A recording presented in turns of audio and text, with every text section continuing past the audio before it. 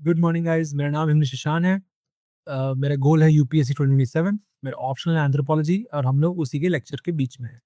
So let's last time हमने convergence तक छोड़ा था, है ना। इस बार हम लोग पैरेललिज्म, कन्वर्जेंस खत्म कर लेते हैं। लास्ट कन्वर्जेंस क्या था, एक बार थोड़ा सा रिवाइज कर लेते हैं। um, हमने एग्जाम्पल लिया था हमिंग बर्ड और मॉथ का, है ना। क्योंकि दोनों को काम क्या होता है कि दोनों को नेक्टर चाहिए, प्लांट के अंदर से, फ्लावर के अंदर से नेक्टर चाहिए। तो जैसे नॉर्मल बर्ड्स होती हैं वो एक जगह पे ऐसे हवर नहीं कर सकती, ऐसे एक जगह पे नहीं उड़ सकती, उनको ऐसे ग्लाइड करते रहना पड़ता है ना। वो अपने पंख भी हिलाती है, उसे ग्लाइड करते रहना पड़ता है, तभी उड़ पाती है। बट हमिंग बर्ड का देखोगे कि उसका जो विंग है वो बहुत तेजी से मूव करता है। लाइक आपने कभी हमिंग बर्ड देखी होगी तो आपको दिखेगा कि उसका विंग आपको दिखेगा नहीं, है ना, वो गायब हो जाता है इस तरीके से। क्यों? ताकि क्योंकि उसने अपने विंग को इस तरीके से, उसका विंग इवॉल्व हुआ है जो उसको हवर करने में हेल्प करता है। वो लाइक ऐसे एक जगह पे उड़ भी सकता है, ऐसे आगे भी जा सकता है, ऐसे पीछे भी जा सकता है ना, डिपेंडिंग ऑन कि भाई उस फ्लावर के अंदर नेक्टर में उसको कैसे कैसे वो उसका एक्सेस मिलेगा, उसके हिसाब से अपने आप को पोजिशन कर सकता है। तो ये उनका एक सर्वाइवल ट्रेट हो गया, एक सर्वाइवल एडवांटेज हो गया, जिसके कारण हमिंग बर्ड सर्वाइव कर पाते हैं, राइट। अब मॉथ्स, है ना, उनको भी यही सेम नीड है, उनको भी यही सेम चीज चाहिए कि भाई उनको वो फ्लावर के अंदर का नेक्टर चाहिए। तो जैसे हमिंग बर्ड के पास की जो उन्होंने एबिलिटी इवॉल्व होगी उसकी कि वो हवर कर सकती है और आगे पीछे जा सकती है, वही सेम चीज मॉथ के साथ भी है। तो सेम चीज जो सर्वाइव करने के लिए चाहिए, तो दो डिफरेंट स्पीशीज के एवोल्यूशन ने सेम सोल्यूशन निकाला उस चीज का, है ना। इसको बोलते हैं कन्वर्जेंस। दो डिफरेंट स्पीशीज ने सेम एवोल्यूशनरी पाथ चूज किया to solve the same same problem in a similar situation. तो उसको बोलते हैं कन्वर्जेंस, ठीक है। अब पैरेललिज्म क्या होता है? अब पैरेललिज्म ये होता है कि दो अनरिलेटेड सोसाइटीज के अंदर सेम चीज हो रही है, सेम प्रॉब्लम को सॉल्व करने के लिए। जैसे अब जैसे कि अम, हम लोग जब सोशियो कल्चरल एंथ्रोपोलॉजी पढ़ेंगे तो हम लोग पढ़ेंगे कि ईबी टेलर, है ना, वो एक काफी फेमस एंथ्रोपोलॉजिस्ट है। He is also known as father of anthropology, अभी मतलब मॉडर्न एंथ्रोपोलॉजी है जिससे। तो वो गए थे, जब वो उन्होंने भी स्टडी शुरू भी नहीं की थी एंथ्रोपोलॉजी की, तो अब वो गए थे मेक्सिको, है ना, अपने एक फ्रेंड के साथ वो मेक्सिको गए थे घूमने के लिए। तो उन्होंने वहां पर जाके देखा कि भाई जो कम्युनिटीज हैं जो लाइक नदियों के पास रहती हैं, उनका प्राइमरी फूड सोर्स है फिश। फिश खाती हैं वो प्राइमरली। तो फिर उनको याद आया कि उस समय it was like late 19th century, है ना, late 19th century, sorry early early 19th century, ठीक है, उस समय का टाइम है ये। तो उस समय ब्रिटेन वाज लाइक पूरा कॉलोनियल पावर था Britain. Most of the like काफी सारी वर्ल्ड में कॉलोनीज, इंडिया इंडिया सब सब कॉलोनाइज हो चुका था उस समय, ब्रिटिश के कंट्रोल में था। तो ही उसको अलग-अलग जगहों के बारे में उसको पता था कि देखो भाई, इंडियन सबकॉन्टिनेंट में भी जो शहर हैं, जो नदी के किनारे बसे हुए हैं, वहाँ पर भी लोग फिशिंग करते हैं। और इधर मेक्सिको में, है ना, वहाँ पर भी जो गाँव हैं, जो लाइक बसे हुए हैं नदी के किनारे में, वो लोग भी फिशिंग करते हैं। तो उसने देखा कि भाई ये तो पैरेलल चीज़ें हो रही हैं, है ना? ऐसा तो है नहीं कि भाई वो दोनों कम्युनिटीज़ एक-दूसरे के कॉन्टैक्ट में हैं। भाई अमेरिका, जो मेक्सिको है, वो दुनिया के दूसरे कोने में है। इंडिया ऑलमोस्ट उसके ऑपोज़िट कोने में, मतलब आधी दुनिया दूर है, बट यहाँ पर सेम नीड के लिए, सेम नीड की सर्वाइवल के लिए 2 कम्युनिटीज़ ने सेम सॉल्यूशन निकाला कि हम लोग क्या करेंगे, फिशिंग करेंगे, है ना? दोनों तरफ में भाई सेम चीज़ काम होता है कि उन लोगों ने बोटिंग-वोटिंग करना सीख लिया, है ना? बोट्स उनको बनाना काफ़ी अच्छे से आता है, जो रिवर के पास रहते हैं कम्युनिटीज़। उनके पास क्या बोलते हैं, काफ़ी अच्छे उन्होंने फिशिंग रॉड बनाना सीख लिया कि कैसे फिशिंग की जाती है, right? They have extensive knowledge of what kind of fish किस समय मिलेगी नदी के अंदर, राइट? तो इसको बोलते हैं पैरेललिज्म कि भाई दो डिफरेंट कम्युनिटीज के अंदर सेम सोल्यूशन निकला है, इवन दो दोनों कम्युनिटीज के बीच में कोई भी ताल्लुक नहीं है, लेना देना नहीं है दोनों के बीच में, है ना। एक और एग्जांपल लेते हैं, जैसे कि हम लोग जब पेपर टू का, अभी तो पेपर वन कर रहे हैं हम लोग, अभी पेपर वन भी शुरू ही हुआ है अभी, है ना। बट जब हम पेपर टू के बारे में पढ़ेंगे तब हम लोग पढ़ेंगे ट्राइबल एथनोग्राफीज के बारे में। अब ट्राइबल एथनोग्राफीज क्या होती हैं? ट्राइबल एथनोग्राफीज मतलब कि जैसे कि जो अलग-अलग ट्राइब्स हैं हमारी कंट्री में, काफ़ी सारी ट्राइब्स हैं, कुछ बहुत फेमस ट्राइब्स हैं जो साउथ में रहती है, कई ट्राइब्स हैं जो नॉर्थ ईस्ट में रहती हैं, है ना? कई ट्राइब्स जो अपने इधर राजस्थान में भी रहती है, जो सेंट्रल सेंट्रल इंडिया में, मध्य प्रदेश इलाके में रहते हैं, है ना? तो इन ट्राइब्स के ऊपर एंथ्रोपोलॉजिस्ट स्टडी करते हैं, क्योंकि लाइक स्टार्टिंग के लेक्चर में समझाया था कि एंथ्रोपोलॉजी एंथ्रोपोलॉजी इज नॉट, हम लोग स्टडी नहीं करते हैं society at a large scope, है ना? क्योंकि दैट इज़ नियरली इम्पॉसिबल, क्योंकि इतना बड़ा एक मतलब एक अगर एक शहर भी हम बड़ा ले लें, तो इतने ज़्यादा लोग हैं और इतने डिफरेंट एथनिसिटीज़ से हैं कि उनसे मतलब करके आपको कुछ गेन नहीं होगा उससे, है ना? You just be a hotch potch of different cultures and everything, है ना? आपको समझ नहीं आया ये कल्चर कहाँ से है, क्या है? क्योंकि उनको खुद ही नहीं पता है, वो लोग अपने कल्चर से कट चुके हैं। तो जो छोटे ट्राइबल सोसाइटीज़ होती हैं, उसको स्टडी करते हैं एंथ्रोपोलॉजिस्ट। तो अब जैसे कि इंडिया में हम लोग जब पढ़ेंगे इंडिया की ट्राइबल एथनोग्राफीज़, तो हम देखेंगे कि यहाँ पर एक कॉन्सेप्ट है यूथ डॉर्मेट्री का, है ना? अब यूथ डॉर्मेट्री क्या होती है? वो नाम में यूथ है, इसका मतलब कुछ बच्चों से लेना होगा, है ना? और डॉर्मेट्री, डॉर्म क्या होता है? जहाँ पर बच्चे रहते हैं, है ना? तो क्या होता है कि अब जो ट्राइबल कम्युनिटीज़ हैं, उसके अंदर जो मेन होते हैं, उनको जाना पड़ता है हंटिंग के लिए, है ना? हंटिंग या करने के लिए। जो वुमेन होती हैं, वो या फिर तो एग्रीकल्चर करती हैं या फिर वो गैदरिंग करने जाती हैं बाहर में, राइट? तो फिर बच्चों का ख़्याल कौन रखेगा? छोटे बच्चे हैं घर के। तो इसीलिए उन लोगों ने youth dormitory type of hostel बना दिया है, जहाँ पर लाइक जो बच्चे हैं, वो रहते हैं, वो अपने क्या वहाँ पर गुरु भी होते हैं उन डॉर्मेटरीज़ के अंदर। वो सिखाते हैं उन बच्चों को कि भाई कैसे एक स्ट्रॉन्ग ट्राइबल लीडर बनना है या हंटिंग कैसे करना है, शूटिंग कैसे करना है। एंड इवन जो ओल्डर वुमेन होती हैं उन ट्राइब की, वो उन बच्चों को सेक्सुअल एजुकेशन भी देती हैं कि भाई how to do sex like responsibly, है ना? तो और ये चीज़ केवल इंडिया में नहीं है, ये चीज़ आपको अफ्रीका की ट्राइब्स में भी दिखेंगी, ये चीज़ आपको साउथ अमेरिका के ट्राइब्स में भी दिखेंगी। हम जब नॉर्थ अमेरिका के ट्राइब्स देखेंगे, उसमें भी दिखेंगी, ऑस्ट्रेलिया में दिखेंगी। तो अब जैसे ऐसा तो है नहीं कि भाई तो कितना बड़ा-बड़ा जियोग्राफिकल डिफरेंस है ना? आप लोगों को तो पता ही है कि भाई जब अमेरिकाज़ कॉलोनाइज़ हुआ था यूरोपियंस के द्वारा, तब यूरोपियंस ने जो स्मॉल पॉक्स फैलाया था, उसके कारण मेजॉरिटी ऑफ जो अमेरिका के जो नेटिव अमेरिकन्स थे, जिनको ये लोग इंडियन बोलते हैं because Columbus was an idiot, है ना? तो वो मर चुके थे, है ना? इसका मतलब क्या है कि उनका कोई भी तरह का एक्सटर्नल कॉन्टैक्ट नहीं रहा था विद द यूरोप और एशिया, है ना?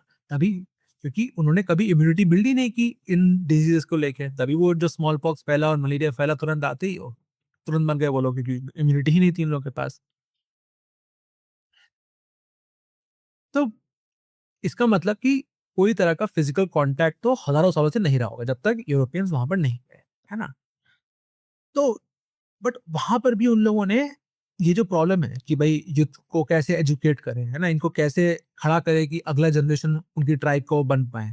उसके लिए इवन दो कोई कॉन्टैक्ट नहीं है, they came up with a similar solution, और इसी को पैरेललिज्म बोलते हैं कि भाई पैरेलली दो societies without any contact with each other, वो सेम सॉल्यूशन ला रही हैं सेम प्रॉब्लम्स के लिए।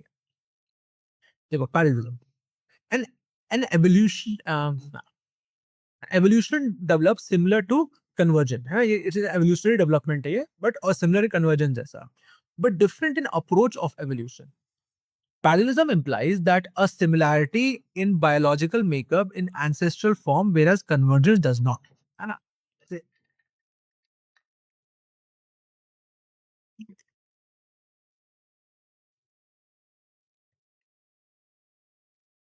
जैसे कि पैरेललिज्म इम्प्लाई करता है सिमिलैरिटी इन बायोलॉजिकल मेकअप, है ना? क्योंकि देखो अभी जो हमने जो सोसाइटीज की बात की, है ना? चलो ठीक है, वो अलग-अलग जगह पे रहती हैं, है ना? उन्होंने कभी एक-दूसरे से बातचीत नहीं की, कॉन्टैक्ट नहीं है, बट है तो दोनों इंसान ही, है तो दोनों ह्यूमन स्पीशीज़ ही, है ना? दोनों के दोनों ह्यूमन स्पीशीज़ है, चाहे वो मेक्सिको में रहते हो, चाहे वो इंडिया में रहते हो, कहीं भी रहते हो। तो कन्वर्जेंस के अंदर हम लोग देखे थे कि सेम सर्वाइवल ट्रेट जो आया है लोग उनके बीच में, वो एक बर्ड और एक मॉथ के बीच में आया है। अब बर्ड और मॉथ तो डिफरेंट स्पीशीज़ हो गए, उनका थोड़ी कोई सेम एंसेस्टर है जिससे कि वो दोनों इमर्ज किए हैं। नहीं, मॉथ क्या है? मॉथ एक इंसेक्ट है और बर्ड एक डायनासोर है, राइट? तो तो बट पैरेललिज्म के अंदर ये चीज़ हम मानते हैं कि भाई बायोलॉजिकल मेकअप सेम होना चाहिए। मतलब कि भाई 2 बर्ड्स जो एक ही टाइप की बर्ड है, जैसे कि फिंचेस ही ले लेते हैं हम लोग। हमने इस कुछ समय पहले डार्विन्स फिंचेस पढ़े थे हमने, राइट? जब हम लोग डार्विन के बारे में पढ़ रहे थे, गैलापागोस आइलैंड वाला। तो जो डार्विन की फिंचेस होती हैं, है ना? अब वो एक फिंच है जो रहती है उन गैलापागोस आइलैंड में, और दूसरी फिंच है जो रहती है एक मेनलैंड के अंदर, है ना? तो अब आप देखोगे कि दोनों के अंदर थोड़ा-बहुत डिफरेंट होगा, है ना? दोनों है तो सेम स्पीशीज़ हैं, बट अपने-अपने एनवायरनमेंट के हिसाब से उन्होंने अपने-अपने सॉल्यूशन निकाल लिए हैं। तो कन्वर्जेंस के अंदर कोई कोई कन्वर्जेंस के अंदर सिमिलर बायोलॉजिकल मेकअप होने की कोई जरूरत नहीं है ना, ट्रेट सिमिलर होना चाहिए। बट पैरेललिज्म के अंदर सेम बायोलॉजिकल मेकअप होना चाहिए, सेम बायोलॉजिकल एंसेस्टर होना चाहिए, और वो जब अलग अलग जगहों पर रह रहे हैं तब उन्होंने सेम सोल्यूशन लेके आया, उसको हम लोग बोलेंगे पैरेललिज्म।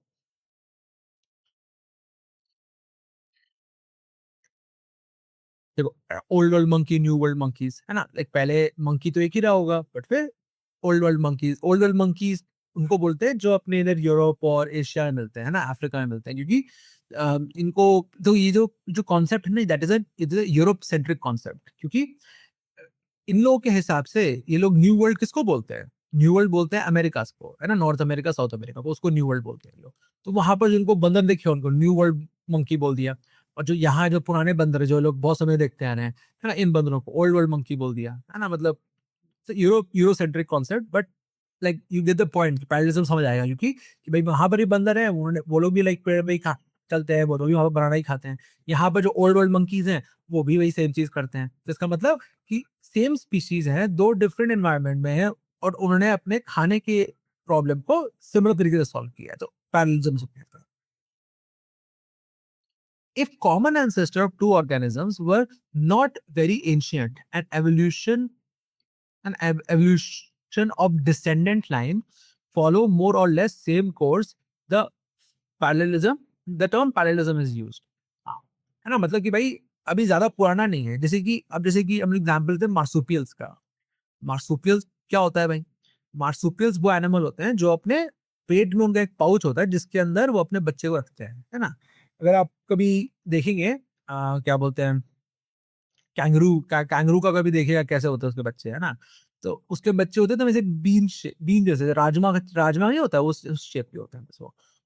तो उतना छोटा बच्चा तो सर्वाइव नहीं कर सकता, मर जाएगा उतना छोटा बच्चा तो वो कहाँ रहता है, वो कैंगरू के जो पाउच होता है उसमें रहता है, वहां पर अंदर में लाइक डक्ट्स होते हैं जहां पर वो दूध पीता है, और फिर वो वहां पर बड़ा होता है, और फिर वो निकलता है वहां से, और फिर वो उसको वो छोटा सा कैंगरू बन जाता है, इसको जिसको क्या बोलते हैं, जोई बोलते हैं उसको,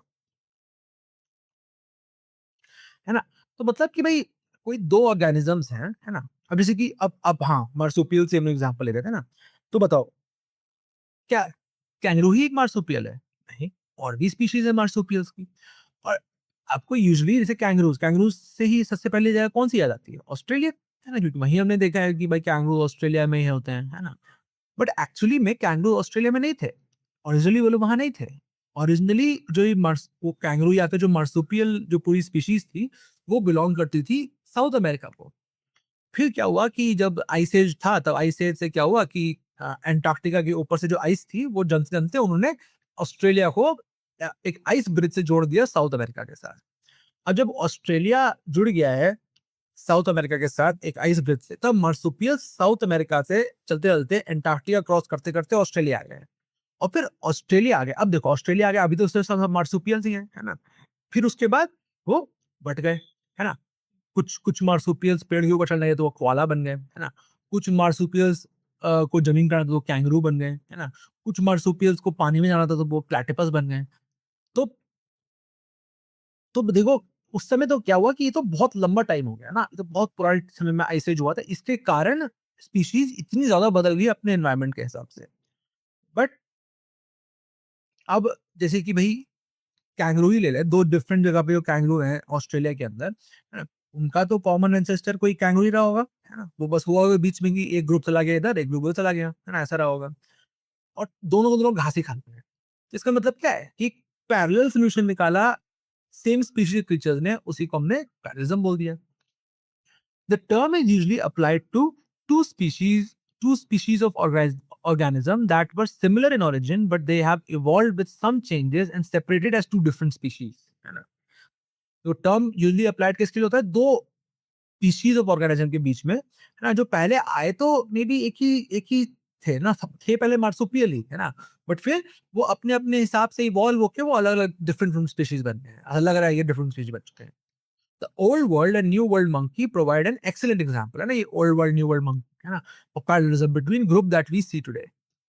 The reason for parallelism and convergence is same, देखो रीजन दोनों का सेम, सही बात है ना।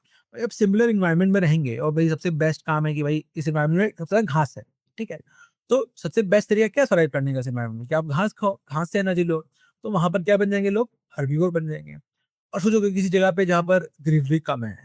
जहाँ पर वो कम है, तो फिर वहाँ पर कौन सर्वाइव करेगा? जो सबसे ज़्यादा खतरनाक हंटर होगा, जो लाइक दूसरे छोटे एनिमल को मारे खा जाए, है ना? वो सर्वाइव करेगा। तो भाई चाहे आप पैरेललिज़्म की बात कर लो, चाहे कन्वर्जेंस की बात करो, दोनों में गोल तो यही है कि सर्वाइवल इंक्रीज़ करना है एनवायरनमेंट के अंदर। तो चाहे 2 डिफरेंट स्पीशीज़ सेम तरह का सॉल्यूशन लेके आए, चाहे 2 डिफरेंट स्पीशीज़, है ना? 2 डिफरेंट स्पीशीज़ सेम तरह का सॉल्यूशन लेके आए कन्वर्जेंस जैसा, या एक ही स्पीशीज़ 2 डिफरेंट जगहों पे सेम सॉल्यूशन लेके आए, है ना? तो भई गोल वो होना चाहिए, तो गोल सबका सेम है ना? Survive in the environment. Similar biological structure mean parallelism, है ना? अगर सिमिलर बायोलॉजिकल स्ट्रक्चर तो पैरेललिज्म हो जाएगा। And convergence is a matter of adaptation under the control of natural selection, है ना? और कन्वर्जेंस क्या है? कन्वर्जेंस तो मैटर ऑफ एडेप्टेशन है कि भाई अब जो जो हमिंग बर्ड हवर नहीं कर सकती, जो हमिंग बर्ड ऐसे आगे पीछे नहीं जा सकती, वो मर जाएगी, है ना? क्योंकि वो नेक्टर नहीं खा पाएगी। तो भाई जो हमिंग बर्ड कर सकती है वही सर्वाइव करेगी, और जो हमिंग बर्ड ये कर सकती है वही रिप्रोड्यूस करेगी। तो आगे प्रोजेनी में वही जीन इंक्रीज होगी, तो ये क्या हो गया? नेचुरल सिलेक्शन हो गया, है ना? The lack of tails in gibbon, as well as great apes and humans, is probably the cost of parallelism, since the common ancestor most closely related to human and ape. देखो,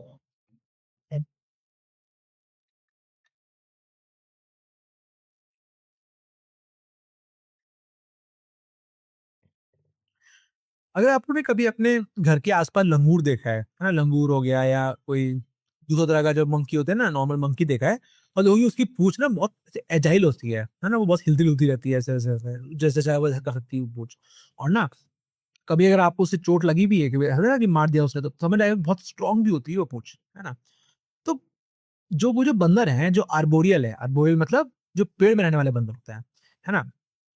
वो जो बंदर हैं, वो लोग क्या करते हैं कि वो लोग अपना आगे के दोनों हाथ, पैर, दोनों पैर उनके, और जो उनकी पूँछ है ना? इन सबको यूज़ करते हैं अपना ग्रिप बनाने के लिए, है ना? आप कभी देखना, अगर बंदर कभी ऐसे पेड़ पे लटका होगा, तो उसकी पूँछ ऐसे उसके पास में कहीं लटकी हुई होगी, जो हाथ छूट भी जाए, तो भी पूँछ से वो गिरे ना, है ना? क्योंकि अगर आप नीचे गिर गए, तो इसका मतलब आप मर जाओगे, आपको कोई एनिमल, कोई टाइगर, लायन नीचे खा जाएगा उसको, है ना? तो इसलिए अब जैसे कि हम लोग गोरिल्ला की बात करें, या गिबन गिबन की बात करें, राइट? या हम ह्यूमन्स की बात करें, या चिंपैंजीज़ की बात करें, तो आप देखोगे कि उनमें ज़्यादा बड़ा टेल नहीं है ना? ज़्यादा टेल नहीं, हमारा तो एक छोटा टेल बोन है बस, है ना? आपने अगर थोड़ा-सा भी देखा होगा कि भाई कई लोगों को चोट लग जाती है टेल बोन की, है ना? तो फिर वो काफ़ी लंबा समय आपको रहना पड़ता है फिर वो सर्वाइव करने में, है ना? तो हमारा तो छोटा-सा टेल बोन रह गया है अब, है ना? और आप देखोगे गोरिल्ला का भी कोई ऐसे टेल-वेल नहीं होता है, अगर होता भी है तो बहुत सिर्फ़ वीक सा कुछ होता है, फालतू सा होता है एकदम, है ना? गिबन का भी नहीं होता है, चिंपैंजीज़ का भी नहीं होता है, क्यों? क्योंकि भई अब वो लोग मोस्टली ज़मीन पे रहने लगे हैं, ना धरती पे रहने लगे हैं। अब धरती पे रहने के लिए आपको पूँछ की ज़रूरत नहीं है। पूँछ तो क्या है कि पेड़ में अपना क्या बोलते हैं उसको, पेड़ में अपना बैलेंस मेंटेन करने के लिए होता है। हाँ, ज़मीन पे तो कोई ज़रूरत नहीं है उसका। तो the lack of tail in gibbon, as well as great apes and humans, is probably the cost of parallelism, since the common ancestor most closely related to humans is apes, है ना? एंड लिखा है मैंने, वो गलत लिखा है। ना भाई देखो, अब डिस्कस कन्वर्जेंस एंड पैरेललिज्म ना 10 मार्क 2 पेज में। बहुत बहुत अगर अगर लाइक आपने कल की वीडियो और आज की वीडियो प्रॉपर देखी, तो बहुत ईज़ी है, आराम से लिख सकते हो।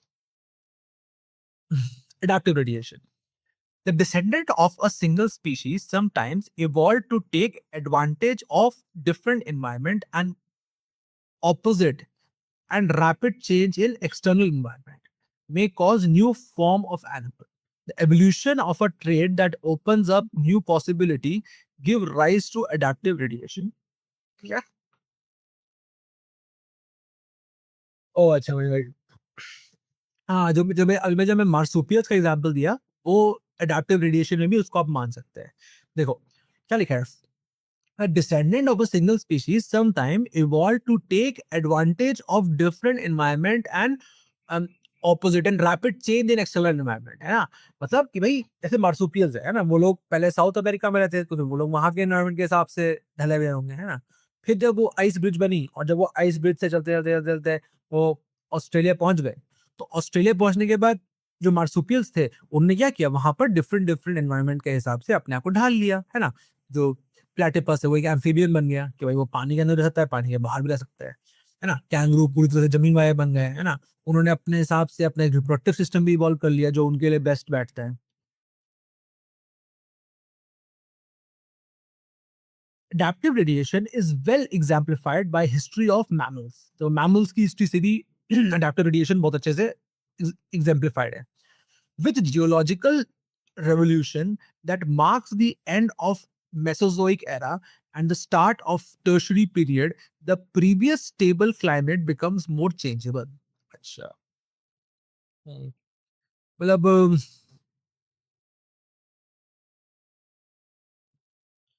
the present stable climate becomes more changeable. The dinosaurs did not adapt and became extinct. है ना? डायनासोर जो नया जो environment था after जो meteor गिरा था, तो डायनासोर अडॉप्ट नहीं कर पाए तो वो एक्सटिंक्ट हो गए. While the mammals evolved in many distinct lines, the rodents specialized in gnawing, carnivorous specialized in hunting, hoofed animals specialized in grazing, primates and sloths took shelter in trees, white whale and sea cow adapted for ocean life. Sea cow is a herbivore. देखो, मतलब जो geological है ना revolution जो हुआ था, है ना, जो मार्क करता है एंड ऑफ मेसोजोइक एरा और स्टार्ट ऑफ टर्शियरी पीरियड, है ना, जिसमें क्लाइमेट थोड़ा स्टेबल हुआ, तो क्या हुआ, डायनासोर्स क्या हुआ, डायनासोर अडाप्ट ही नहीं किए, है ना, they were not able to adapt to the new situation. कि भाई एक तो पहले बात क्या हुआ कि उनको वो मीटियोर गिरा, तो मीटियोर के कारण उनकी मैक्सिमम पॉपुलेशन डेसिमेट हो चुकी थी. बट उसके बाद जो नया जो एनवायरनमेंट जो क्रिएट हुआ है ना, आइसेज जो है, छोटा सा आइसेज आया था, तब वो अपने आप को कैसे अडैप्ट कर पाए, वो डायनासोर अडैप्ट नहीं कर पाए, तो वो एक्सटिंक्ट हो गए. बट मैमल्स मैमल्स ऐसे नहीं थे, तो हम भी क्या है, हम भी मैमल्स हैं, है ना? तो वो लोग क्या किए, वो अडैप्ट किए, है ना? वो लोग लाइक अलग-अलग डिस्टिंक्ट लाइन्स में अडैप्ट किया, है ना? रोडेंट जैसे कि इनका लिखा है, रोडेंट स्पेशलाइज़ इन नॉइंग, है ना? रोडेंट जो चूहे हैं, है ना? वो ऐसे वो नॉइंग मतलब कुछ भी काटे खा जाते हैं चूहे तो, है ना? जो जो कार्निवोरस हैं, वो लोग हंटिंग में स्पेशलाइज़ कर लिया, है ना? हूफ्ड एनिमल्स जो हैं, जैसे काउज़ हो गए या हॉर्सेस हो गए, वो सब भागने में, है ना? ग्रेज़िंग करने लगे वो लोग. प्राइमेट्स एंड स्लॉथ, है ना? वो ट्रीज़ में रहने लगे हैं, है ना? व्हाइट व्हेल एंड सी काऊ, है ना? व्हाइट व्हेल जो बड़ी-सी व्हेल होती है ना? व्हेल ने अपना साइज़ इतना इंक्रीज़ कर लिया कि उसको अब कोई भी प्रेडेटर उसको आराम से मार नहीं सकता एक्सेप्ट फॉर जायंट स्क्विड, है ना? स्लॉथ, है ना? स्लॉथ लोग नहीं बोले कि नहीं हम पेड़ के ऊपर रहेंगे अब.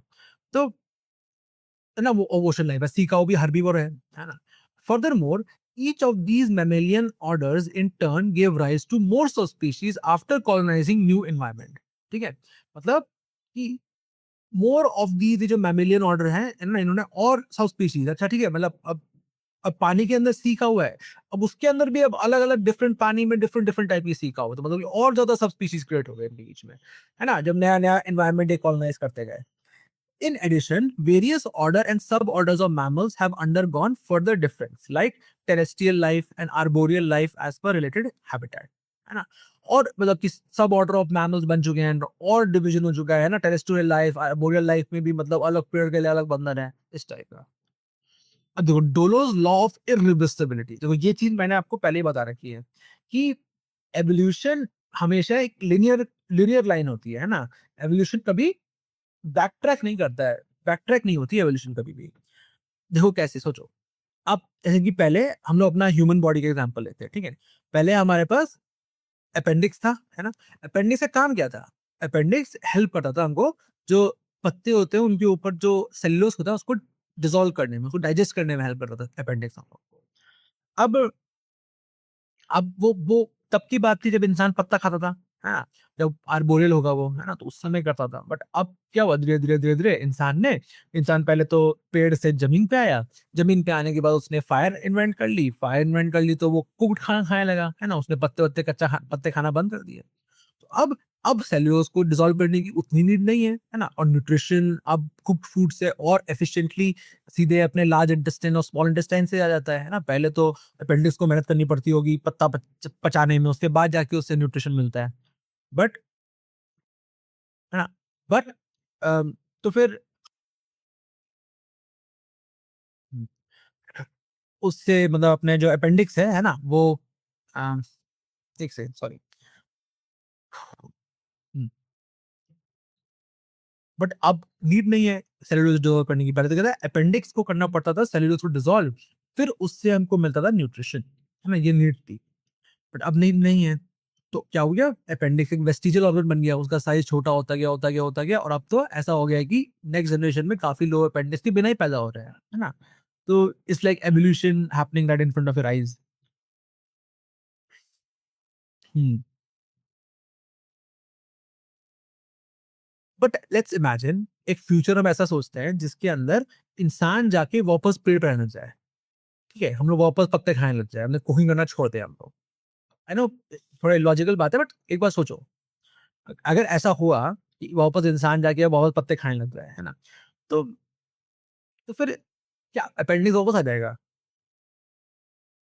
नहीं, है ना? यही चीज़ है। क्योंकि अब जैसे कि फिर से हम लोग एक और चीज़ को लेके चलते हैं। देखो, है ना? सेम एनवायरनमेंट के अंदर सेम सर्वाइवल सर्वाइवल चीज़ के लिए 2 डिफरेंट ह्यूमन ग्रुप्स अलग-अलग तरीके से इवॉल्व होते हैं। जैसे एक है अपने तिब्बत में रहने वाले ह्यूमन्स और एक है अपने एंडीज़ में रहने वाले ह्यूमन्स, है ना? दोनों वही सेम एनवायरमेंटल कंडीशन है, दोनों हाइट पे रहते हैं तो ऑक्सीजन की थोड़ी कमी रहती है ना? दोनों थोड़ा लो प्रेशर इलाके में रहते हैं, दोनों को वहाँ पर धूप ज़्यादा लगती है ना? तो अब जबकि तिब्बत वाले लोगों ने तो एक लार्जर लंग साइज इवॉल्व कर लिया जिससे कि वो ज़्यादा एयर एक बार में अंदर ले पाए ताकि और एफिशिएंटली वो ऑक्सीजन को ले पाए एयर से। जो क्या बोलते हैं जो एंडीज़ है उन वहाँ पर उन लोगों ने अपने उनका लंग साइज इंक्रीज़ नहीं हुआ। उन्होंने अपने ब्लड में एक डिफरेंट टाइप का प्रोटीन, डिफरेंट टाइप की जीन लेके चलने लगे जो ऑक्सीजन को एक्सट्रैक्ट करना को और एफिशिएंट बना देता है। तो फिर अब देखो सेम प्रॉब्लम है, सेम चीज़ है बस दुनिया में 2 डिफरेंट जगह पे है लोग, तो उसके हिसाब से एवोल्यूशन ने डिफरेंट डिफरेंट पाथ लिए। क्योंकि इतनी पॉसिबिलिटीज़ हैं कि the chance of evolution going through only one way, है ना? एक ही तरीके से वो प्रॉब्लम को सॉल्व करे, that is in itself almost an impossibility. क्योंकि इतने ज़्यादा तरीके हैं कोई एक चीज़ करने के कि अगर कोई दूसरा तो 2 अगर 2 बार एवोल्यूशन को सेम काम करना है, तो वो सेम चीज़ तरीके से करेगा, ये चीज़ ही खुद में इम्पॉसिबिलिटी है। वही है दोनों लॉज़ ऑफ इररिवर्सिबिलिटी की वो एवोल्यूशन हमेशा एक सिंगल वे में जाता है, वो बैक ट्रैक नहीं करता है, वो पीछे नहीं जाता है वापस, है ना? तो अगर ऐसा हुआ कि हम इंसान लोग वापस जाके पेड़ के ऊपर बैठ के पत्ते खाने लग जाएँ, तो भी जो ऐसा नहीं है कि अपेंडिक्स वापस आ जाएगा, ये नहीं होगा। कोई दूसरा तरीका हमारा बॉडी इवॉल्व कर लेगा फिर से उस सेल्यूलोज़ को हैंडल करने के लिए। क्या होगा वो नो वन नोज़, है ना? पेड़ पे रहने दो फिर शायद पता चल जाए।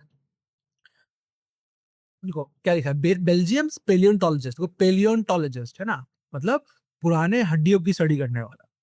Louis Dolo stated that evolution is not reversible. This hypothesis was first stated by Dolo in the airway. An organism is unable to return even partially to a previous stage already realized in the ranks of its ancestors. है ना? According to this hypothesis, a structure or organ that has been lost or discarded through process of evolution will not reappear in exactly the same form in that line of the organism. है ना? वही देखो appendix है ना? पहले था खत्म discard हुआ अपेंडिक्स अब। तो अब अगर वापस फिर भी उसकी नीड वापस आ भी गई तो अपेंडिक्स वापस नहीं आएगा, है ना? कुछ कोई और तरीके से हो सकता है भाई। According to Richard Dawkins, the law is really just a statement about the statistics of improbability, है ना? Following exactly the same evolution trajectory uh, during नहीं twice in either direction, है ना भाई?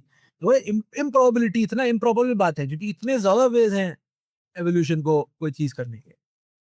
Stephen Gould viewed this idea less strictly and suggested that irreversibility forecloses certain evolutionary pathways once broad form has emerged.